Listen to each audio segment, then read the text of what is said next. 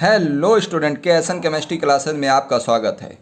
आज हम सॉल्यूशन के चैप्टर में बहुविकल्पी प्रश्नों को पढ़ेंगे जो कि वेरी मोस्ट इंपॉर्टेंट हैं। 2019 में ये प्रश्न आए हैं, तो इन प्रश्नों को हम देखते हैं जो कि वेरी मोस्ट इंपॉर्टेंट है। तो चलिए शुरू करते हैं। पहला प्रश्न है आपके सामने, 8 ग्राम NaOH 450 ml विलयन में घुला है। विलयन की मोलरता बतानी है। ये 4 ऑप्शन आपको दिए हुए हैं, इन्हीं ऑप्शन में से आपके आंसर सही होंगे। तो आपको क्या करना है, पेपर में आपको मोलरता m बराबर होता है विलेय का अणुभार गुणे 1000 बटे विलेय का भार हो गया गुणे 1000, ये हो गया अणुभार और ये हो गया विलयन का आयतन। ठीक है, तो क्या करोगे, W कितना दे रखा है आपको 8 ग्राम और कितना ml दे रखा है 450, तो भार कितना है 8, फिर लिख दिया 1000, फिर क्या है m, NaOH का सोडियम हाइड्रोक्साइड को आपको अणुभार निकालना है, तो Na का होता है 23, O का होता है 16 परमाणु भार, H का 1 होता है, जोड़ेंगे आएगा 40, तो ये हो गया 40 और आयतन कितना है 450 ml। ठीक है, अब क्या करेंगे, ये जीरो कट गया आपका, 4 एकम 4, 4 दूनी 8, फिर क्या होगा 5 दूनी 10, 5 नवा 45।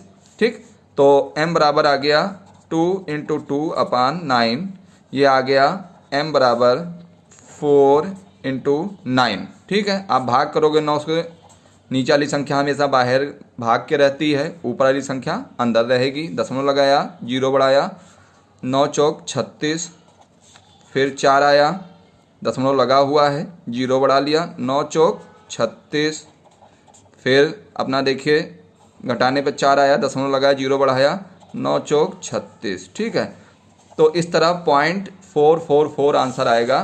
तो ये देखिए आपके सामने 0.44 मोल आपका जो है आंसर है। ठीक है, तो इस तरह आप इस सवाल को ऐसे पेपर में लगाएंगे।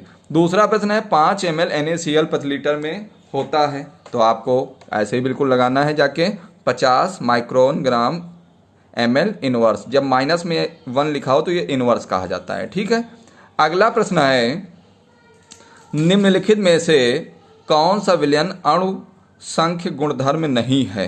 तो आपके सामने अगर 4 ऑप्शन इस तरह दिए हों, पृष्ठ तनाव, परासरण दाब, वाष्प दाब अवनमन, हिमांक में अवनमन, तो आपको जो राइट आंसर लगाना है वो पृष्ठ तनाव पर लगाना है। ठीक है, विलयन अणु संख्य जो गुणधर्म नहीं होता है वो पृष्ठ तनाव का नहीं होता है, परासरण दाब का होता है, वाष्प दाब अवनमन का होता है और हिमांक अवनमन का होता है। ठीक है, तो इसको आपको ध्यान रखना है।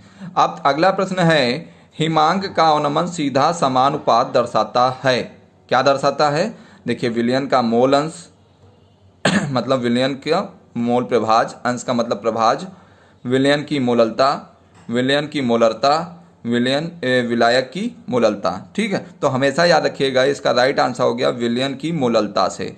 जो हिमांक का अवनमन होता है वो सीधा समानुपात किसके होता है, वो होता है विलयन की मोललता से रिलेटेड। ठीक है, तो आपको ये चीज़ याद रखनी है, हिमांक का अवनमन सीधा समानुपात दर्शाता है, किससे दर्शाता है, विलयन की मोललता से। ठीक है, तो नेक्स्ट जो प्रश्न है उसको देख लीजिए। नेक्स्ट प्रश्न है, निम्न में से सबसे कम वाष्प दाब वाला विलयन है। ठीक है, सबसे कम अगर वाष्प दाब विलयन कौन सा है, तो 1 मोल ग्लूकोज, 1 मोल सुक्रोज, 1 मोल NaCl, 1 मोल पोटेशियम सल्फेट।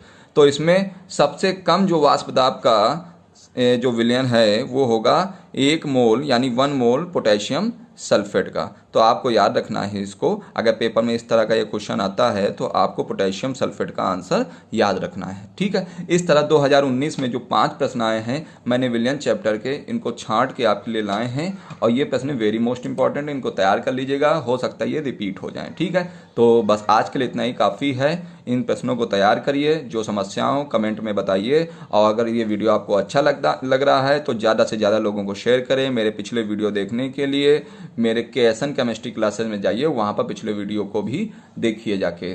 सभी वीडियो वेरी मोस्ट इंपॉर्टेंट हैं, जो आपको समझ में आए कमेंट के द्वारा बताइए। आज के लिए इतना ही काफ़ी है। धन्यवाद। जय हिंद, जय